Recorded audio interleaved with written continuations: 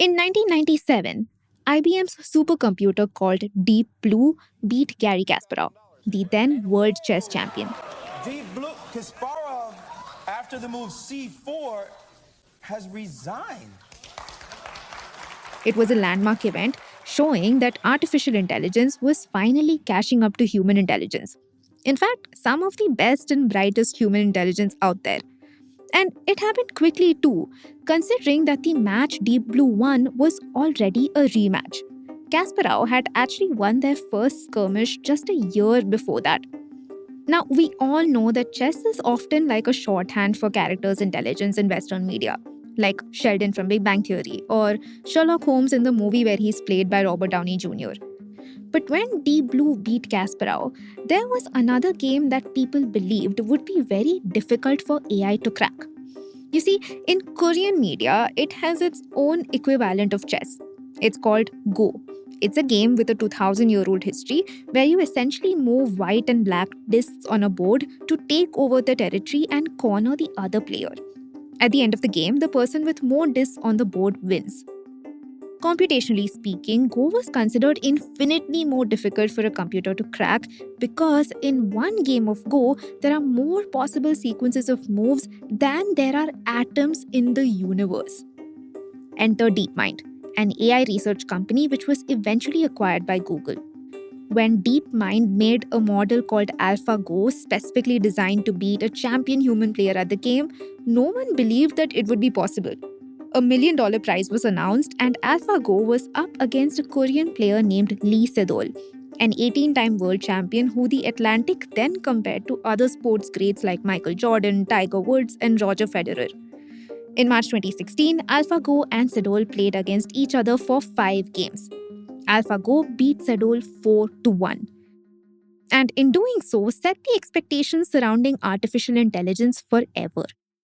Cut to exactly 10 years later, and AI is no longer a specialized novelty experience. And it's also kind of poetic that its pre-2023 landmark milestones are about getting good at games that corner an opponent until they have no moves left. Because guess what? AI is still doing that. Except it's not just Kasparov and Sedol watching as a machine beats them at what they do best. It's most of us. With the novelty of AI fading, something else has set in. Discontent, anger, a sense of hopelessness. Especially for the generation that was expected to be the most excited for technological innovation. Those who are usually the first to adopt and adapt with new tech. Initially, Gen Z was the most excited about AI. Assignments, research, sifting through job postings, writing university applications. None of it seemed as daunting anymore with a helpful little bot on the side. But then AI got better. It became bigger than a bot. Like, I just asked Claude what games it could play, and it listed several, including chess, Battleship, Scrabble, and it also said, and I quote, "I can play Go if you want. Though I should warn you, I'll be a reasonable opponent." It's funny, sure, but it's also a low-stakes snapshot of what's happening. AI is smart enough to meet you where you are. It's ready to compete. And it's reasonably sure that it will be good at it. From a symbol of infinite possibilities, AI has become the very thing that's actively reducing them. A recent study from Gallup, an analytics advisory firm, showed that while adoption of AI has stagnated for Gen Z since last year, negative sentiment has only increased.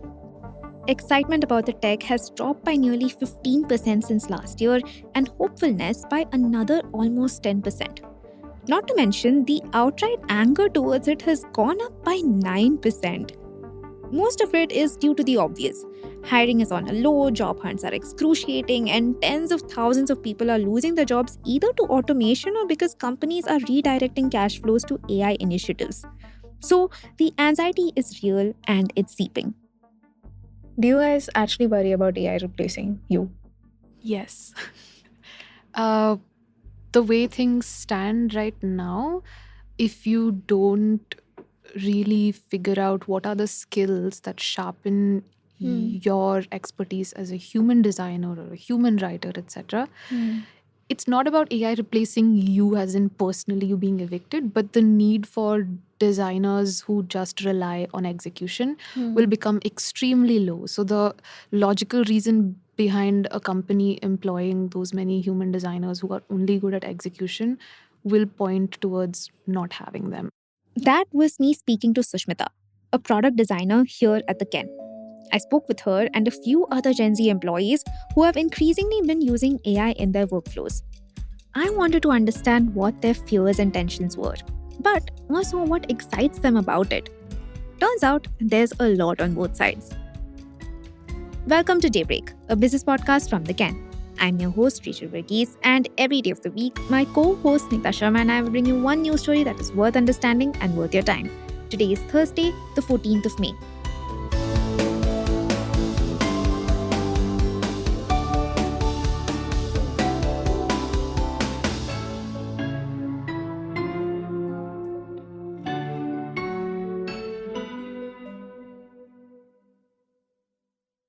The first thing I was curious about was if my colleagues were already seeing or were even seeing any kind of skill degradation. Vidhatri, whom you may know as the producer of Zero Shot and Intermission, had an answer that genuinely surprised me. She told me that most of the work she uses AI for is logistics, operations, and organizing, never writing. But it turned out that the skill that did see degradation was writing. I think I've gotten worse at writing generally, not because I outsource all of my writing to AI, but because I'm just inundated with such bad writing that somehow, like through osmosis, that's the only way I'm able to like structure sentences now. I can't think of the last time where I've written a sentence where I've felt like it's perfectly succinctly capturing a thought. It's been so long. I mean, I would have that more often, I would say, like a year and a half ago, where I would write to clear my thoughts, where I would put something together and on paper it would be much better than what was in my head. But I think with AI in the picture, we're just surrounded by such bad writing. By bad writing, I'm just very similar, lackluster, the monotony, the sameness of writing. And we're also reading that writing, and it's that regurgitation of just bad writing overall, that I've just not had that moment of joy where I've put something together on a piece of paper and felt like that's a good sentence. And it's a very discomforting, very sad thing, because I've always thought of myself as a writer, and right now feel like I don't know if that's a skill that I possess, or if that's an essential skill that defines me, and that's quite sad. But once you hear her explanation, it does make sense in the larger scheme of things. An MIT study last year found that students who used ChatGPT showed lower brain activity, weaker memory recall, and less ownership of their writing. Even though their essays were well structured and grammatically sound, they didn't learn and retain as much information. Another study from this year found that about a third of websites created since 2022 are AI generated. The researchers wrote the proliferation of AI generated and AI assisted text on the internet is feared to contribute to a degradation of semantic and stylistic diversity, factual accuracy, and other negative developments. It's essentially a vicious cycle. The people who are using AI to write are just getting worse at it, so they're outsourcing more of their work to AI. We read that outsourced work, the AI we use is trained on it, and even those of us who are consciously making an effort to not use it for things like writing and reading are affected by it. Vishnu, the Ken's ex community manager and now video producer, had a related but slightly different answer to the same question. Now, Vishnu also maintains a mostly work only relationship with AI, and he says he barely ever used it about 6 months ago. His response to the question was pretty interesting in that context. I think I've become too safe and complacent because I know there's a safety net of Claude behind me. Like, for instance, you're stepping into a meeting that you have zero context about, or you did not time to prepare, or you did not have to read through.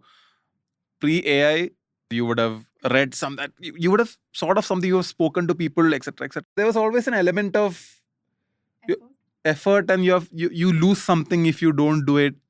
That feeling. But then now you literally need a minute to type. I'm not saying I'll do it, but the thought in my head is, oh, I can always ask Claude what to do. And that danger I don't want to fall into, where you don't spend enough time to think about it, and you have that again, the analogy that I will use is in Dark Knight Rises. He does not have the rope when he gets out of the well. It's the same thing here.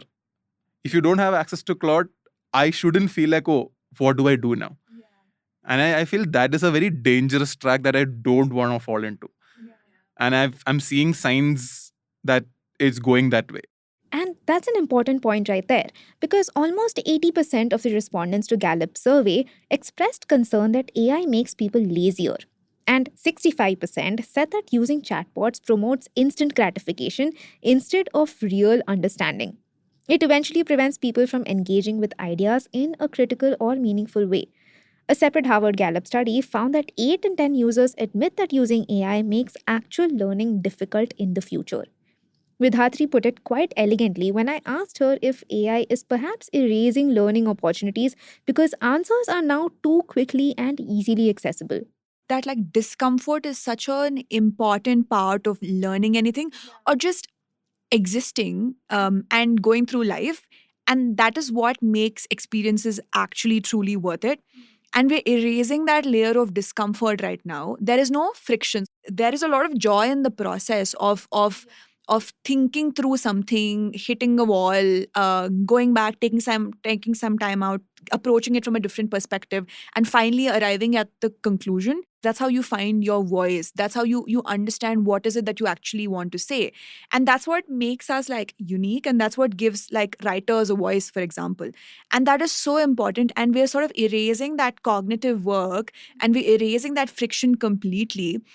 And my fundamental problem again remains is that when we do that, we are creating like people who are similar and uniform. We're like homogenizing people, and that's sad. It's just the sameness of it all is the most irritating aspect of it.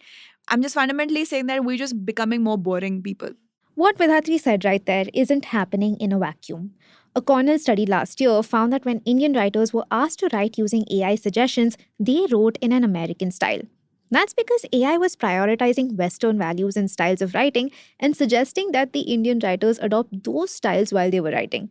The senior author of the study, Aditya Vashista, said that this was one of the first studies to show that the use of AI in writing could lead to cultural stereotyping and language homogenization. That happens when the linguistic and cultural distinctiveness of what makes Indian writers unique is specifically what gets taken away. Vidhatri and Vishnu's fears about becoming boring, complacent, unable to learn, and too reliant on AI is something most Gen Z users do feel. It's more internal, more personal, and individual than losing a job specifically, but they still worry about how it affects their quality of work. Of course, the degradation itself is real, but there has to be a way to work with AI without having your skills reduced by these effects, right? My colleagues think so. More on this in the next segment.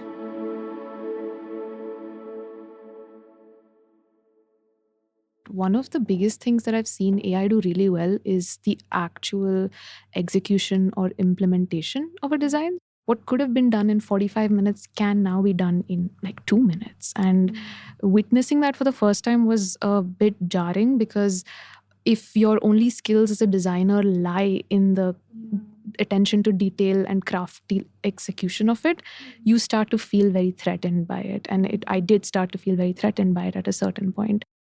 I imagine what Sushmita felt in this moment is not unlike what Kasparov or Sedol felt when they were beaten by AI. You know, they're beaten by this thing that's not human, that didn't spend years perfecting its skill, didn't spend money perfecting skill, and still it's doing what they do best faster. Not necessarily better, but definitely faster. Sushmita is also the person who said much earlier in the episode that she did worry about AI taking over her work. She then went on to say, as you heard, that she was being more specific.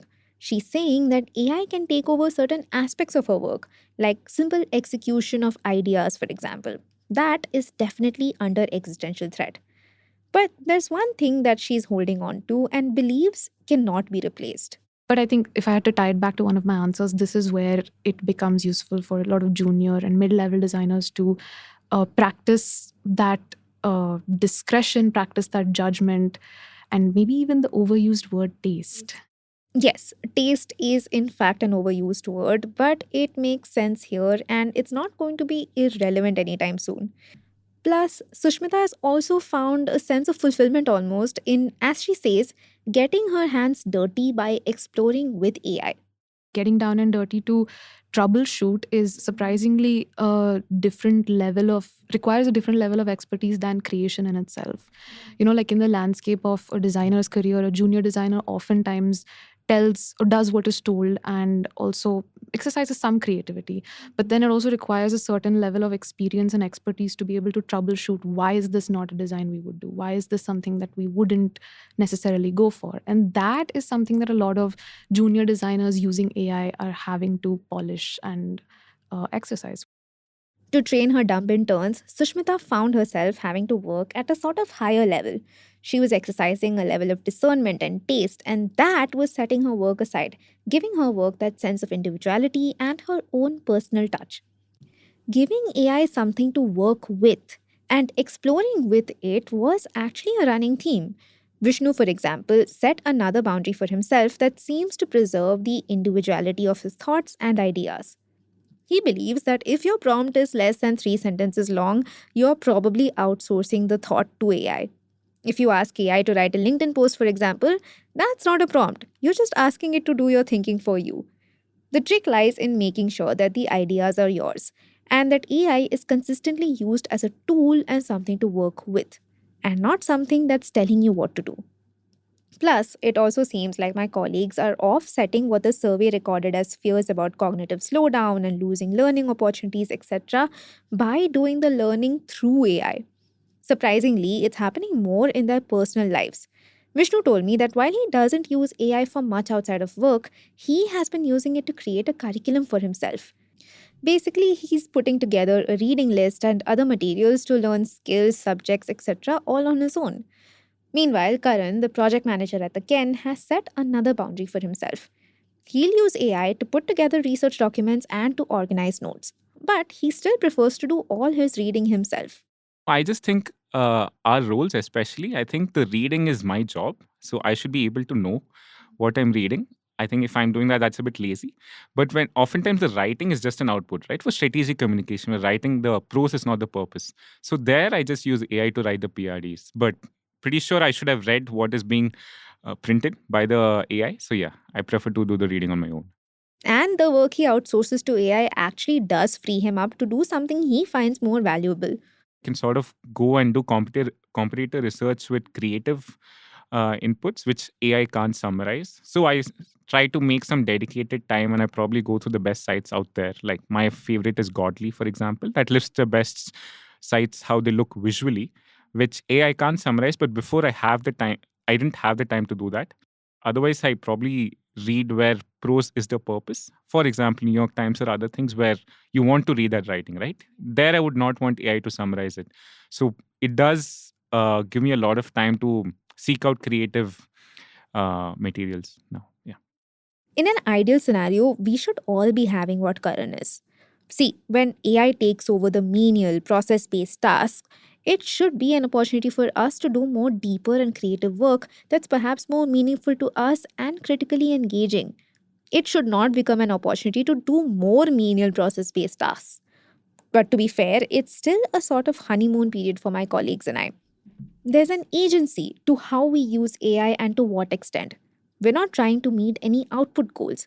We're not under any mandate to use AI. And that's not entirely true for people in other sectors. Vishnu's graphic designer friends, for example, are fighting a whole other battle. I know a lot of friends, graphic designers, who are fed up with hearing this one line from the client. It's like, oh, AI can do this in 5 minutes. And they disregard all the craft, they disregard the thinking behind it, they disregard everything around it just because someone else can do mediocre work faster. So great work is being disrespected because someone is doing mediocre work faster. Vishnu did say it pretty well. Great work is being disrespected because someone is doing mediocre work faster. That cannot be a good feeling to have. And the thing is, it's not really going to get better from here on out. AI is, fortunately or unfortunately, most likely here to stay. Granted, my colleagues and I are somewhat of outliers, but the experience we're having is also part of the solution. See, despite the negative sentiment, nearly 70% of Gallup's responders reported feeling curious about the tech. And maybe that's what we should be leaning into to deal with what's happening here. When I asked Vidhatri if she would use AI if she didn't have to, her response was really thoughtful. We're at like a very curious sort of exploratory phase. We're trying to understand what AI can do for us and how we can integrate it into our workflows in ways that works for us. So that's exciting. But yeah, if I was in a job where it was shoved down my throat, and if my performance and my metrics and appraisals were all dependent on AI, I think it'd be a different conversation. Vidhatri is right. It is, in fact, a different conversation and one we're not getting into right now because this is already a long and kind of heavy episode. Thank you for listening, and please let us know what your experience has been like with AI. Have you adapted, resisted? We'd love to know what you think.